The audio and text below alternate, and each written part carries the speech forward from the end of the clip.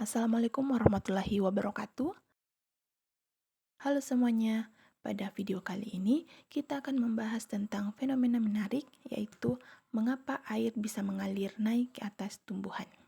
Air dapat mengalir naik ke atas tumbuhan melalui 3 mekanisme utama, yaitu kapilaritas, tekanan akar, dan transpirasi. Yang pertama yaitu kapilaritas. Kapilaritas ini yaitu tumbuhan yang memiliki pembuluh kapiler kecil yang disebut xilem. Karena gaya adesi atau gaya tarik antara air dan dinding pembuluh dan kohesi atau gaya tarik antara molekul-molekul air, air dapat merambat naik dalam pembuluh xilem yang sempit. Yang kedua yaitu tekanan akar. Tekanan akar ini yaitu akar tumbuhan yang menyerap air dari tanah melalui proses osmosis menghasilkan tekanan yang mendorong air ke atas. Tekanan akar ini membantu air bergerak dari akar menuju batang. Yang ketiga yaitu transpirasi. Transpirasi ini yaitu mekanisme utama yang memungkinkan air mencapai bagian tertinggi tumbuhan. Proses transpirasi ini terjadi ketika air menguap dari stomata atau pori-pori kecil pada daun.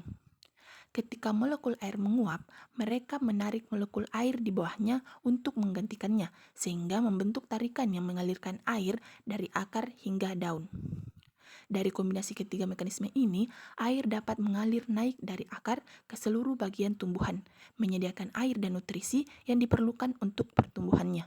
Pada materi selanjutnya, kita akan membahas mengenai bagaimana sistem peredaran darah pada tubuh manusia. Sistem peredaran darah pada tubuh manusia adalah sistem yang bertugas mengalirkan darah ke seluruh tubuh untuk membawa oksigen dan nutrisi ke sel-sel tubuh serta mengangkut sisa metabolisme untuk dikeluarkan dari tubuh. Sistem ini terdiri dari jantung, pembuluh darah, dan darah itu sendiri. Adapun komponen dan proses peredaran darah dalam tubuh, yang pertama yaitu jantung.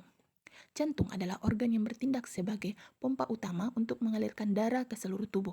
Jantung ini memiliki 4 ruang. Yang pertama 2 serambi atau atrium kanan dan atrium kiri, dan 2 bilik atau ventrikel, yaitu ventrikel kanan dan ventrikel kiri.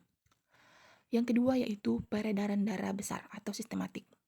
Pada peredaran darah besar ini, darah kaya oksigen dipompa dari bilik kiri jantung melalui aorta ke seluruh tubuh. Setelah oksigen didistribusikan ke jaringan tubuh, darah kembali ke jantung melalui pembuluh darah vena. Pada proses ini, darah yang masuk kembali ke jantung sudah mengandung sisa metabolisme.